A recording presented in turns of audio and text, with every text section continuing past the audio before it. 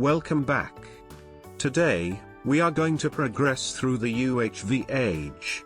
After completing the usual component quests, we already find ourselves stuck. We don't have the minerals nor the explosives required to craft a meaningful amount of basic motors.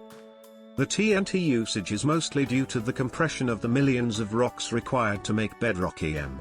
The best way of fixing that problem is to simply stop using explosives at all.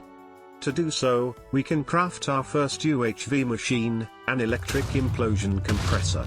While this will fix the compression issue, we have to find a better solution than our current drilling rigs for the raw materials. Those have to be periodically moved and are becoming too slow. To fix those issues, we can upgrade to void miners. Those will indefinitely keep mining random ores of the planet they are placed on. But we could have crafted one a couple of tiers ago. So we can just skip to the third tier of void miner. However, we are not satisfied yet. This is the last tier of void miner, but it is still a multi-block we have to place and mange outside of our base. So, let's try to do some research and see if we can get something better. And we have found a nice upgrade for our space elevator, mining drones. That module will allow the space elevator to shoot drones that will go into space to gather ores. It is going to consume some drilling tips, some plasma and computation, but in small amounts. All is left to do is to configure our mining operations. There are many settings, but we are going to keep mining at a static distance to keep getting the same stuff consistently. At each distance we find different materials, we only have to find a suitable one. The two things we want the most are plutonium-241, which is found from 30 to 70 light minutes from us, and mysterious crystal, which is from 65 to 120. So, to be able to collect both of those ores, we are going to have to collect ores at a distance that is between 65 and 70. And here we can see our rock collection. And the issue here is that the thing we needed was black plutonium, which, no matter which drone we use, we can't gather without a tier 2 mining station. And that station requires a space elevator with Mark II motors, which have to be bolted with infinity screws. So we ended up having to set up a void miner, which we should probably protect from all of the adversary conditions such as mobs and meteorites.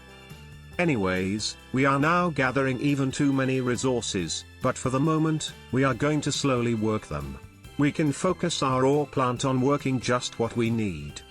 This will take care of all of our ore mineral needs, but we are not doing so well with fluids.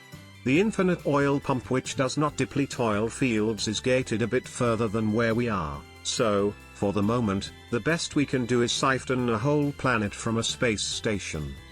Now that our problems are somewhat fixed, we can go back to crafting UHV things. And it looks like we are still not making enough materials. By doing some inspection, we can see that the main issue, other than our oversized batch patterns, is that it takes a lot of black plutonium to make cosmic neutronium. So, we shall invest what we have gathered so far to start our new capitalist adventure on Vega B. Here we won't get any cosmic neutronium, but we will get something even better, infinity catalyst. We can compress that into a star, which we can use to make an ingot by adding all the cosmic neutronium we still had. Finally, if you are still wondering how that is going to fix our cosmic issues, we use the rainbow ingot to make a neutron collector. With that thing we can indeed start playing the idle tycoon game. All we have to do, is place that machine and wait for it to generate piles of cosmic neutrons out of nowhere. However, the free-to-play variant is too slow, so we switch to the pay energy to win version. Now we can just sit and watch how our production speeds up with just 6 amps of LUV power. But that is still not enough. So we add more speed. Thanks to our boosted collector, we have now stocked up enough neutrons to make a second collector. And, while we were working on that, we forgot to collect the loot on the first one, which stopped working. So we hire a conduit and buy the piggy bank upgrade. Now we can stock up to 4 million neutrons, which we use to expand our production. Now we can just sit and watch our stonks grow. However, our piggy bank is eventually going to crash against the market capacity limit, so we buy the automatic compression upgrade, which will send our compressed neutronium directly into AE2. With that, we can retire and just keep an eye on our growing funds from far away, thanks to the newly built Infinity Booster card. Now we can enjoy our retirement in a nice private island on a planet in a different solar system.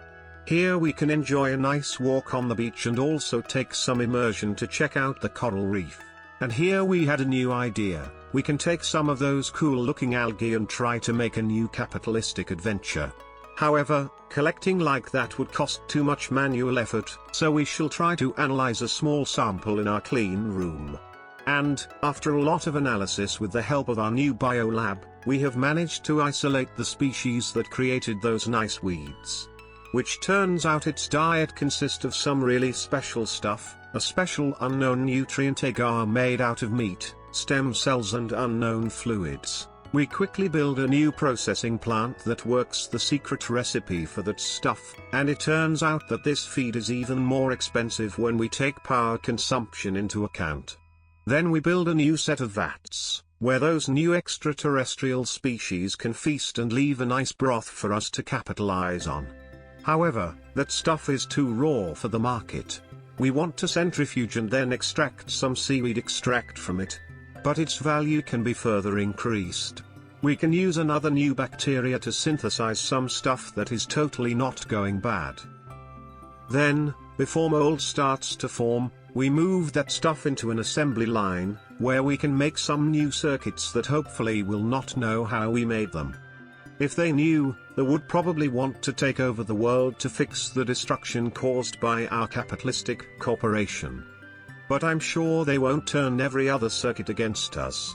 Anyways, now that we have some new fancy processors, we can upgrade our personal computer, and, of course, we want to find out if we won the silicon lottery, so we try to see how good these can overclock.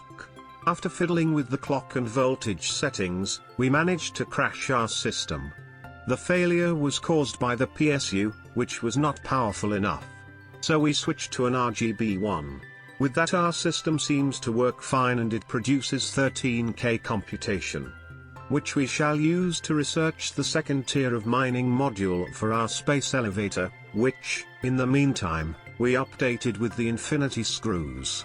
With that, we can now upgrade our mining module, and, thanks to the new drones, can mine a lot of new useful materials, such as holmium, cosmic neutronium, bedrockium, trinium, arundum, europium, mica, indium, and many others. The issue is now how to process that stuff. And the answer is right behind us, with the new integrated ore processing factory.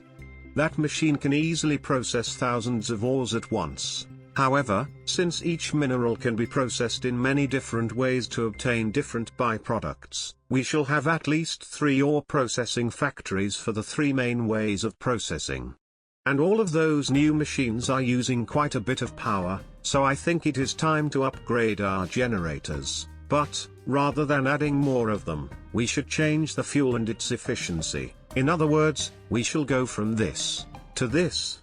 And now that our battery is overflowing, we can boost our mega blast furnaces by some magnitudes.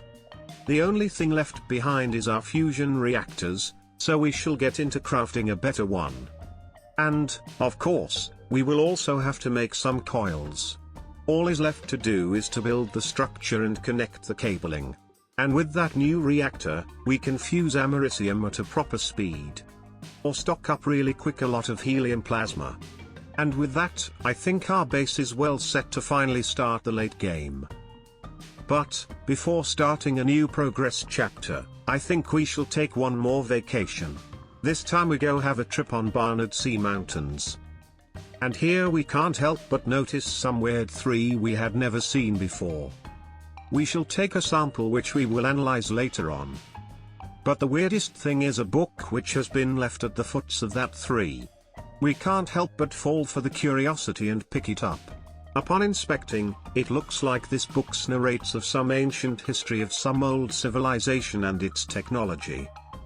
And it also looks like this book is challenging us. But we are on vacation, so we put it in our backpack and go on with our field trip. So, what is the lesson of this episode? Yeah, always leave people on a cliffhanger to maximize the subscribers count. Bye bye.